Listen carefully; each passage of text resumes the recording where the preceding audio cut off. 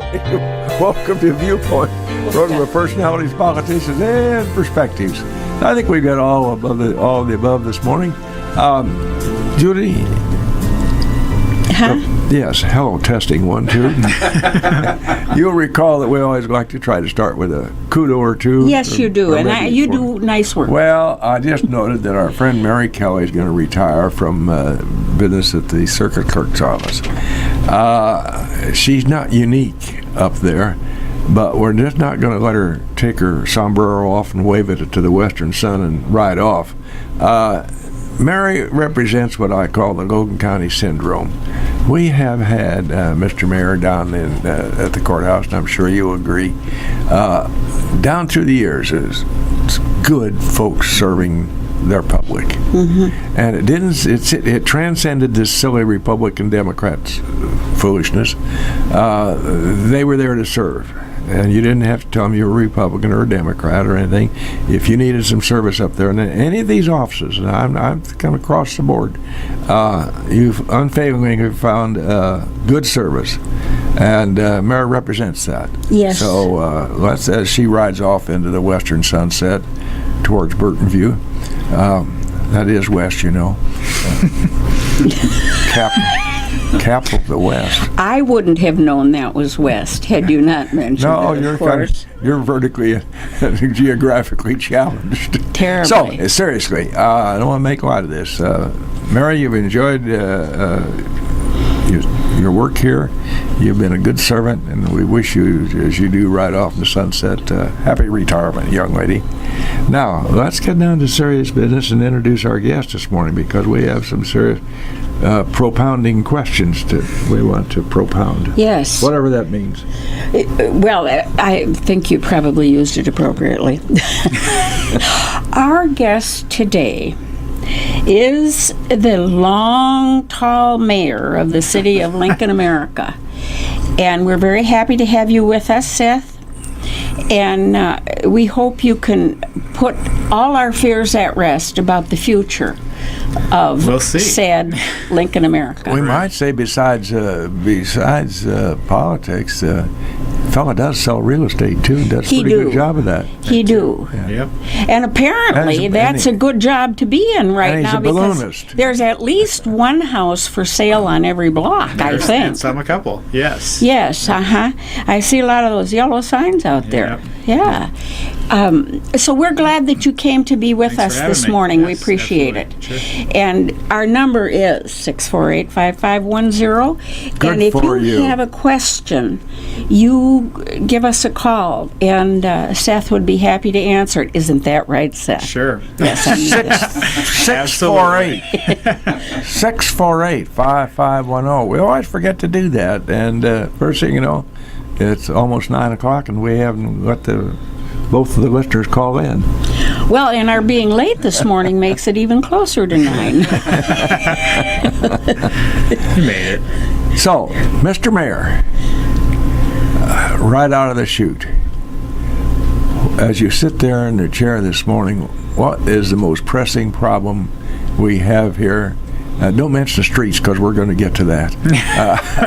And alleys. Sure. But I add that parenthetically. Right. You have a job to which no one really aspires. It's a tough job. It is. You're never really alone. People can get to you. Even if you don't have a published phone, they'll work it out and they'll find you. Mm-hmm. What's the most pressing problem in your mind right now, Mr. Mayor? I think the most pressing problem is just the overall economy of the state and Lincoln. We've lost a lot of businesses, and that's the biggest concern that I hear from the general population, is that we have, not just Lincoln, but the whole state has been losing business. But, it's obviously noticeable in Lincoln as you drive down Woodlawn. It's no secret to anyone that we have lost some in the past 2 years. So just since I've been the mayor, a lot of them have left, which is unfortunate, because I feel that a lot of those questions and concerns, and, a lot of those businesses had hung on as long as they could. Some wanted to retire. So there's a fine line between who was really forced to go, maybe who wanted to go. But of course, that's what the citizens and the general population see, and of course they target the city for that, and point a lot of the blame to them. So I think that's our biggest concern, and also the loss of the bottle factory, which is no surprise to anyone as well, because that was 150 good paying jobs that you can't. And it sure proved me wrong with my philosophy. Tell you how dumb I am. I said, we'll never worry about that bottle factory because they make beer bottles and people are always going to drink beer. Well, that was a pretty poor analogy when you stop to think about it. And it wasn't shortly after that, and that notice came out, and I said, well, that's how smart you aren't. Yeah, someone had mentioned to me a year ago that they thought it was coming. I had reached out to the administration. They were unaware of that, so it was one of those things that I think corporate knew was coming, obviously, but the locals didn't necessarily know. And it definitely wasn't anything due to their lack of performance or anything like that, because they were the top performing RDOF factory for the past 2 years, I believe. It was just simply a decision that corporate made based on the improvements needed within the facility that they didn't want to fund or couldn't fund. So it was very unfortunate for Lincoln and the employees. I'm sure that when something like that happens, there are any number of people who take your name in vain. Yeah. But in fact, other than wearing sackcloth and ashes for 6 months, what can you do? Yeah. What can you do with a bottle factory? Right. Yeah, that's the biggest concern or question, because as soon as that was announced, I was feeling the immediate calls and people walking in and saying, how could you let that happen? But it was a corporate decision. No one could have stopped that from happening, unfortunately. No, there's there's what's called a bottom line. Yeah. And they set their goals. Right. And if we haven't achieved such and such a goal, we make the decision. We don't care about the economy of that community. That's just the way it is. And they don't give a toot about Lincoln America, that's for sure. Yeah, that's the thing. They came in and made the decision, and there was no looking back on it. Nobody could have stopped it, unfortunately. I was one of the early employees there. Oh, really? One of the very early employees in there, until the union found out who was there, and then I lost that job in a hurry. I'll tell you, I was amazed. Seriously, when they were building that plant, Dean J. Harris was an insurance agent and a mover and shaker here in town in real estate and so forth, and he was one of the folks that was involved in getting this company to come to Lincoln. Right. And they were looking for some kids, high school kids, to work to put mechanically things together. Right. Nuts and bolts things, Didn't have to do anything except know how to put a bolt on a nut. Right. So they had a half a dozen or so of us kids, and we worked in the morning putting together annealing ovens. That's where they cool the stuff down as it goes. And we came back for lunch, and the gate was locked on us. And that was my first, that was my brusque and rude introduction to what a union right. it was. Sure. Oh, that's a heck of a hint to you. Joe Gorman was I can't forget now the name, but anyway, he was in charge of trades and unions, and he heard these kids were out there working for peanuts, and God, they're not going to take my kids' place, and so they shut us down. Wow. So that was my early. So I say I was one of the earliest employees. Sure. That was that time. It was Knox Glass. Right. I know it switched hands quite a few times, but one of the things I would say is that I was amazed at how clean it was and how well run it was. Because I walked through there several times since becoming the mayor, and I think they were well run and they put on a great show. It's just unfortunate that they all lost their jobs. Darn unfortunate. Very. What did your lovely mother say when you said, I think I'll run for mayor? Are you stupid? That was the initial. That's verbatim. Yeah, the initial. What are you doing? And now that it's coming time to throw the name in for the next election, she says, "Please tell me you're not doing it again. That you've learned your lesson." And I wouldn't say that I've learned my lesson in terms of that, but it does take a lot of time. There's a big commitment, and I think that's one thing that maybe I didn't necessarily realize with my commitment to real estate. So it's been a unique balancing act, I guess you'd say. But that was the first response she gave me, is tell me you're kidding, or that sounds like a mother to me. Yeah, pretty much. A loving mother. Yeah. Well, Buzz was on the city council, the father of my children, right, for an awful lot of years. Right. And it did take a lot of time. Sure. It did. I don't think people realize it's not just going off and getting yourself a cup of coffee and sitting at the meeting for an hour. Right, sure. There's a lot of questions you're fielding before, after, emails, a lot behind the scenes, and when people know you're involved, no matter where you are, they're going to stop you. You could be sitting at Cracker Barrel with your family and they'll pull up a chair, and you know how it is. I mean, so it's just one of those things that I think I realized, but maybe didn't realize to its full capacity what I would be deling with. So, I mean, it's been a great experience, to say the least. So. Well, the elephant's in the room now, so we'll talk about your not running, right, and your plans as you wrap up your incumbency now. Mr. Mayor, infrastructure, and you mentioned that in the first thing, is people, what the hell is wrong with our streets? Right. What are your plans? I know that this has bothered you, right? Because every day you go out to get a cup of coffee somewhere, somebody hits you. What are you going to do about my streets? Or when I'm running and I fall in a hole, I understand. I get it. And that's one of the things that we have discussed a lot recently. Street Superintendent Walt Landers at a lot of the meetings lately. One of the big targets for the summer and fall is to repave and work on a lot of these roads.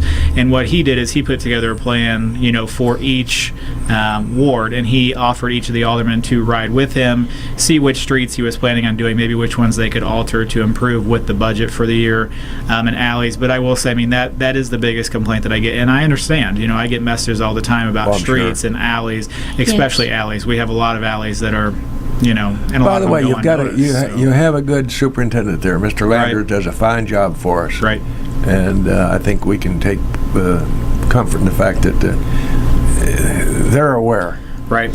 Yeah. And we have, and even just last night at our council meeting, that was one of the questions under public participation from one of the citizens is, why are we spending money on this when we need to be spending more on the streets? And we understand, I think the aldermen definitely understand that, and they've tried to allocate different funds, but there are still other issues that have been pushed down the road for years that we have to address as well, because, and I think that's been the biggest obstacle for me, is there's a lot that has kind of been pushed down that the current council is trying to deal with and isn't sure how to deal with, because there's only so many funds available, as we all know.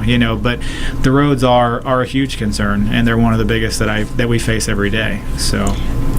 Well, and the sovereign state of Illinois has gone ahead and increased what they're taking by leaps and bounds. Right. And there's only so much to go around. I live on a corner. Sure. And it's the corner where the post is that says which corner I live on. Right. And I don't know how they did it. But what did she just say? Somebody's got the sign laying sideways, so only the angels can see what corner that is. Oh, okay. But if you do call the city hall, everybody's so nice, and they're very Johnny on the spot to check out things. But I'm not the only one whose sign is askew. Right. And it costs money to fix every sign. I'll just have to remember where I live. Right. Because you hate to bother them too. Right. Yeah, and we get a lot of inquiries where someone says, I want a yield sign or I want a slow sign all the time, and they expect it immediately. But then you've got those that understand that they've got a list that they're working on every day. But like you said, there are a lot of good individuals that are working at City Hall that if they can't handle it, they will direct it to someone that can, So I think there's a good staff there, but they're definitely, everyone's facing other projects all the time. So, they get to these things, but it does oftentimes take, a day or so. Mr. Mayor, do any of our citizens show up at the open meetings that we have, City Council? It depends on the agenda. Sometimes we'll see 10 to 15, but I would say, honestly, we're lucky if we see 2 to 3, and I would love to see more there, but what you see is a lot of them that are commenting on Facebook. So the live feed has allowed them to watch from home, and they'll comment, but it doesn't allow them to interact with the, aldermen. And I think that one of the biggest things people, I wish, could see or realize is that when you come to those meetings, like last night, for instance, we had 2 citizens with valid questions that sat up there each for maybe 10 or 15 minutes, and were able to have that one-on-one direct contact with the alderman, and they were able to leave feeling satisfied that they were able to get their concerns heard.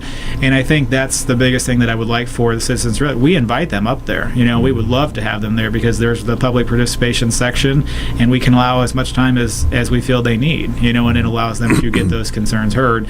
A lot of the aldermen, I hate to say it, but we've kind of learned to not read too much into what's posted online in the comments, because that's where you'll see a lot of negativity. But if they bring it forward to us or the aldermen or the council at the meetings, we're happy to field those questions. So. Yeah, if we come up there and act civil instead of having a rolling pin in your hand and waving it, you're going to get a lot more done. Yeah, I agree. People who go up there with an agenda, and you can tell the minute they open their mouth that it's not going to be much fun, they're not going to be received very well. Right. And that's the thing is we have a few, and sometimes we'll have people come up there and you can tell that they just have a point to prove, and that's where there's only so much that you're going to accomplish that way, but there's a way to present yourself. I think it be what it be. Exactly. Exactly. The down through the years, I hate to tell you, Mrs. Busby, but I can stand up there and look at those pictures of all those mayors, and I can go back to about 1923. Well, and tell you who they were and what party they represented. Yeah. Sure. Well, I could probably look at it not even knowing them and tell you what party they represented. We're kind of single-minded here in our community, which is good by me. Seth, I thought of you last night, and not in it was in your way of your balloon interest. Sure. Did anybody watch this amazing thing on space? And it showed these balloons, Mylar, going up there, 100 and some thousand feet. And I thought, I don't think Seth would do that. No, I like to stay about 2,000 feet or below. Yeah. Well, this was a fascinating program, and it closes tonight. Told about that terrible episode where 3 of them were sealed up in there, and they had a fire in there, and they lost all of them. I remember that vividly. But this was an amazing, put-together program on our space program. Wow. And showed the interest of Werner von Braun, Dr. Werner von Braun, the German rocket scientist who we brought over here. Sure. And he was kind of the cornerstone of what we did there for a long time. Right. Very, very interesting. Your balloon activities, that will take you how far geographically? This year I'm just going to stay within the state. So my festivals this year, last year I went up to Michigan once or twice for a festival. This year is just in Illinois. And actually this weekend, starting tomorrow, I'll be in Danville for the Balloons Over Vermilion Festival. Tomorrow night they have a splash and dash contest where people can actually bid on who they think will win and hit the target. Oh, is that 2 right? years ago I won, and I didn't have many people that bid on me because I'm a young pilot, and the guy that won like a couple $1,000. So he was pretty happy with that. So. Yeah, I suppose. But yeah, the one thing that's really neat with that balloon is, of course, I had the City of Lincoln balloon. So when I fly that in these other festivals, it gets people to ask, why is there a watermelon on your balloon and why is Abe Lincoln there? And it makes them pay attention and ask questions about the city, and that was my whole ploy with having that balloon done. So it's kind of a twofold thing. I like to fly for fun, but it also allows me to make them pay attention to the city, or ask questions. And kids love watermelon, so. Oh, sure. And they all know who Honest Abe was. They do. They Absolutely. do that. Yes. Well, that's not an inexpensive hobby. That is right. That's a very expensive position to buy a balloon and put that rascal in the air.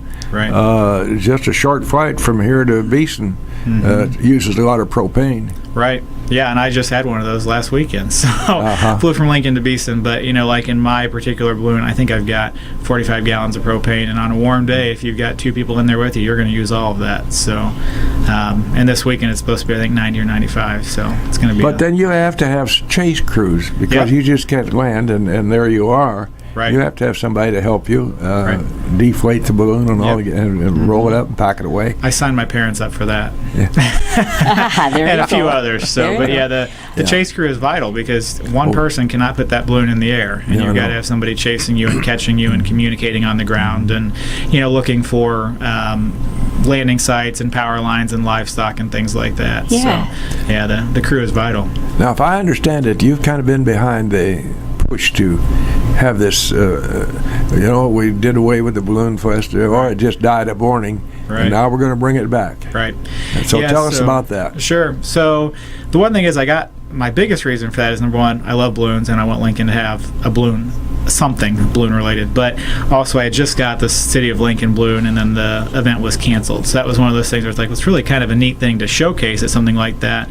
But traveling around the state with these other local pilots, they always talked about how they loved flying in Lincoln, Illinois, and they were very disappointed to see that the event or festival went away. So there's been a couple of groups that were trying to bring it back. It just wasn't coming to fruition. They weren't able to get it through.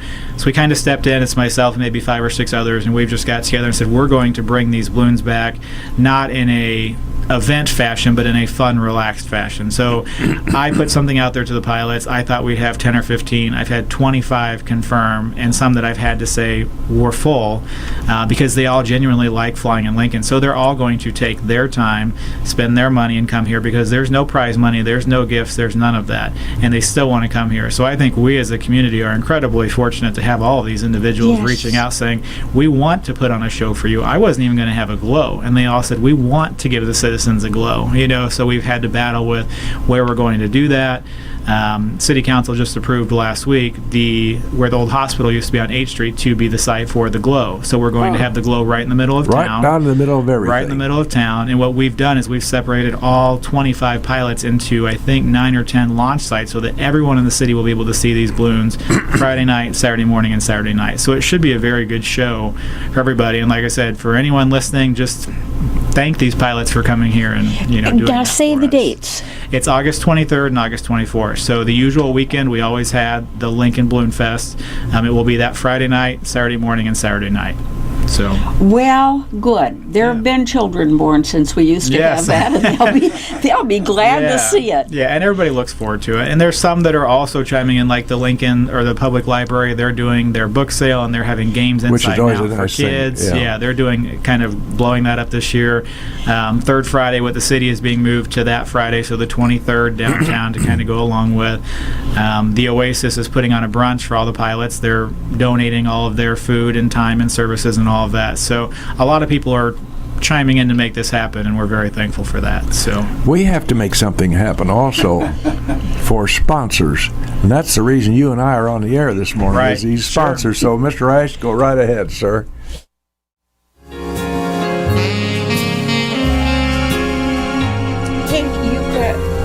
Back on the air. I've just been told by the engineer, Mr. Ash, and by the way, the station manager, does everything here. Not only pushes the dials and buttons, but he changes the toilet paper and just does everything here at this station. Jim Ash, a fixture up here, and gotta love him. Our guest this morning at the what's the name of this program? Viewpoint. Oh yes, I knew. And welcome to it. Yeah, welcome to the name of that program, whatever it is. Our guest this morning is Mr. Seth Goodman, who took on a terrible job to be the mayor of any community, whether it's Lincoln, Illinois, or Springfield, or Bloomington, or whatever. That's a responsibility, and I'm sure after the first week of phone calls and people who accosted him about this and that and the other thing, he's, why the heck did I do this? So in any event, he's given us some good service, and due to the demands of his business and so forth, and maybe his mother's request, he decided not to throw his hat in the ring again this year for mayor. Right. And we're sorry about that. We appreciate the fact that you've given us good service, Mr. Mayor. Sure. You plead I gave it the office. I did it. Yeah, all right. Maybe later in life again, we'll see. Yes, as they come by looking for the contribution, you say I already gave, and you have. Right. We were, as we went off air, we were giving some time to our sponsors, which we appreciate very much, whom we appreciate very much. Bess Evans would not appreciate that English. She was your English teacher? She was a great English teacher at Central School. Anyway, we were discussing Balloon Fest and said, and I just remarked off air, this is going to go off pretty big. Mm-hmm. It will be. And I'm glad to hear that. I asked the mayor who born the idea of having the balloon go on 8th Street, And he stepped up and said, that was my idea. So that was a doggone good one.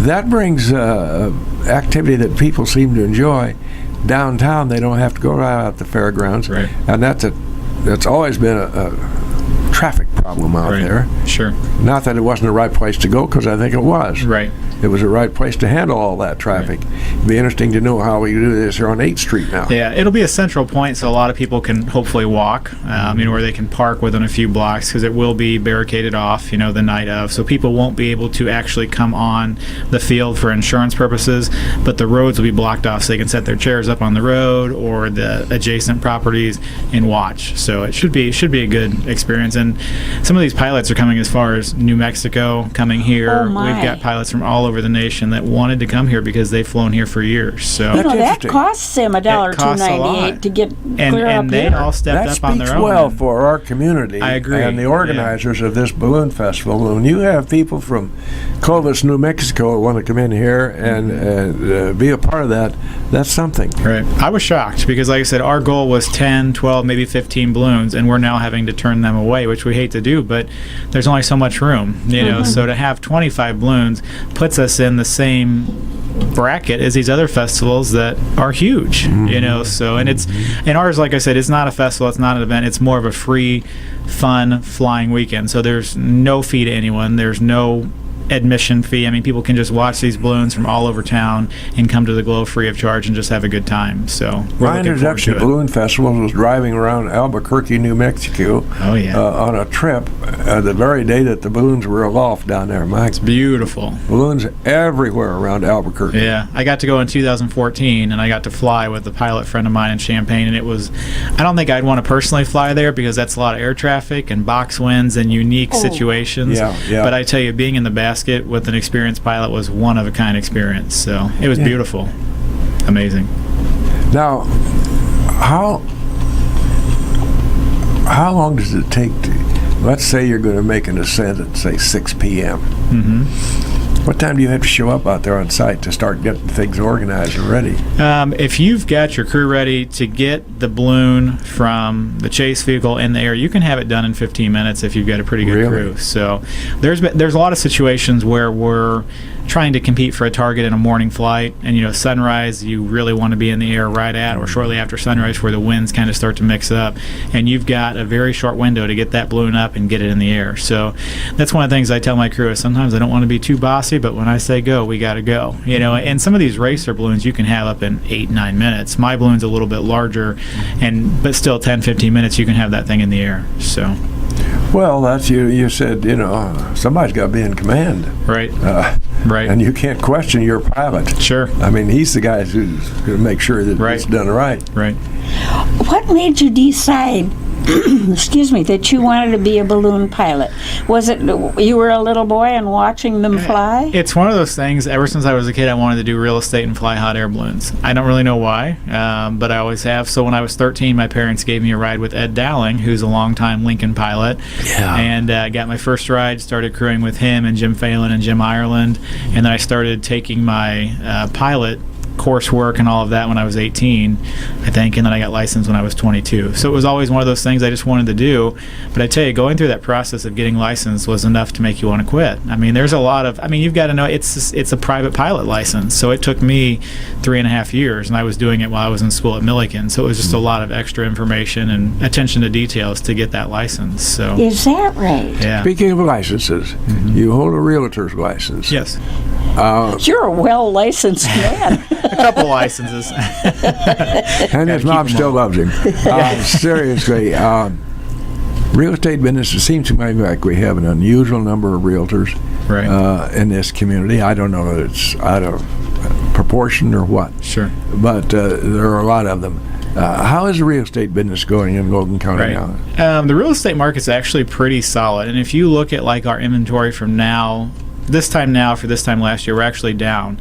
And I think when I looked yesterday, we have 59 or 61 pending closing, which is actually really pretty good for Lincoln and Logan County. A lot. So that seems to me a big number to me. We've got quite a few that are pending closing, and I know within the next 8 days, I myself have 9 closings. So I mean, that's showing that things are still moving. Homes are coming on the market, they're selling, and in my opinion, they're still selling for reasonable prices. So. What is let's just grab a number off the air. What would be an average price for? I think our median sales price is probably 85 to 95, somewhere in there. Right? So I mean, our $70,000 to $100,000 price bracket is obviously our hottest market. I mean, the first-time buyers are still within that price point, and it just seems to be really where most of them sell. But that is our median sales price. Small lots in and around the county, are they a premium? Like just a small 5 building? acres or whatever. Oh, 5 acres, absolutely. Yeah, we don't have any of those, and we need some. So yeah, 5 acres is hard to come by. I was made aware of a situation in just visiting with a friend. You have to have the zoning, and they're just multitudinous things that have to be observed. Sure. Were looking to buy real estate and had chosen where they wanted to be, and there was an edifice sitting on this lot, and they were told, oh no, you can't build there. I don't understand zoning, and I'm sure it's pretty technical. Right. But how can there be a building there and you can't build there? I mean, either you can or you can't. Right. That's right. kind of one side or a leg off. Yeah. I mean, do you mean like there was a building there that they wanted to take down and rebuild? Yeah. But maybe it had a special zoning variance. I don't know, but that's a good question. I'd have to check with zoning on that. Now, there used to be a minimum, I want to say 5 acres. Right. Right. Is that still a fact? As far as I know, it's still 5 acres to build new, unless there's like a pre-existing structure there that you build onto. So but if you're building new, then it has to be in the county, 5 acres. So, and that's been an issue for a lot because, like you said earlier, it's hard to find a 5+ acre parcel of ground where you can build. So is it still location? It is. It really is. Yeah. Dare I ask, what is the location today? Peoria Street. Yeah. Peoria Street. 220 Peoria Street. Street's a pretty We nice liked location. it. So yeah, it's a cool location. I wouldn't say that I have any particular buyer that asks for a specific area. I think really what I would say is that they mainly look at the surrounding homes when they're looking at locations. So they're not necessarily looking for a specific location as much as they are what's around the environment. The environment of the particular home. So I would say that most buyers today are pretty flexible with where they'll look or what areas they'll look within, as long as they know that they're surrounded by what they want to be surrounded with, I guess. But I do still hear, a lot of people that want edge of town, they'll ask for West Lincoln or Chester East District because they just like to be on the edge of town and maybe prefer that. But I don't hear that as much as I used to. So like I said, in terms of specific locations, I don't think that that's as much of a factor as the environment of the particular property. School districts, I'm sure, being a question that the young people would ask. Right. Yeah, and we do hear that a lot. Like I said, some say they want to be specifically within West Lincoln or Chester East, and those options are limited. They're very limited. So a lot of times it's not possible to get within those areas. Well, my kids and his kids all went to 27. I did pretty too, well. and I liked it. Went to Northwest, and I still love that school. So yeah. Yep. We need to get back to the business of the city of Lincoln. Sure. Our mayor's given us some time, and it's pretty valuable time. He's got a lot of irons heating up in that fire. Is there a committee, Streets and Alleys Committee? We know that's a committee, but is that the committee that's currently working long range on our street problem?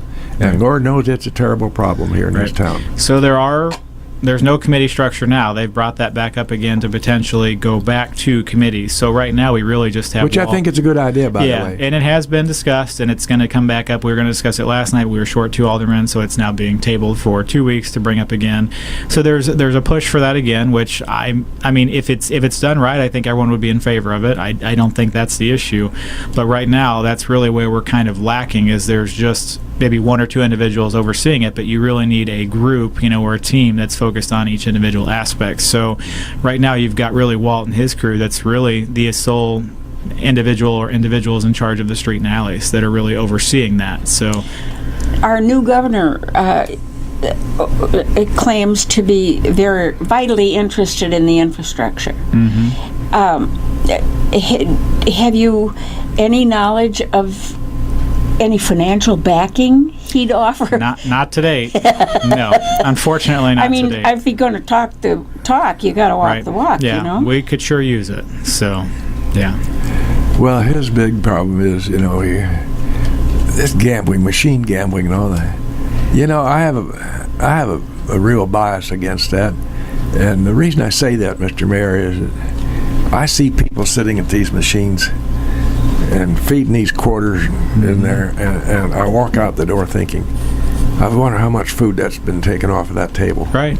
No, I understand. worry about it. I think it's a moral problem. Right. Well, I'm not real You're never going to solve about gambling. his, People are always going to gamble. Right. his My mother takes gambled on on me. abortion Right. and marijuana don't exactly turn me on either. Right. But Sure. Well, I'm sure it'd be vitally interested in how I feel about that. I'm not so sure how my mother felt about her gamble. Right.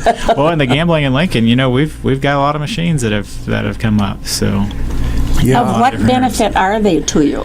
So the city does collect quite a bit from them. We get a lot of money out of that. The treasurer each month will kind of go over what has been collected from gambling and the machines and so forth, and it really is amazing when you look at the figures. I couldn't tell you exactly what they were last month offhand, but I know when he was going over them a couple meetings ago, it is amazing what they bring in. And as head of the Liquor Commission, we're forced with these decisions of, do we want to allow this license or that license? The thing is, as we kind of said, if people want to gamble, they're going to find a way to do it. So the opportunity's there, and really the state is the one that oversees the gambling. We just issue the liquor license, and the state comes in and issues the gambling and oversees that. But it's been a very heated topic that I've had to field a lot of questions over, because gambling is continuing to grow, and as you said, people are putting money in those machines day after day. It's an addiction, just like alcohol is an addiction. Drugs are an addiction. Right. And if people are addicted, they're going to find a way to make it work. They will. And that's the unfortunate truth. I mean, you can legislate all you want, but you can't legislate human nature. Exactly. Well, you're going to be happy to know we're not going to stand in their way either.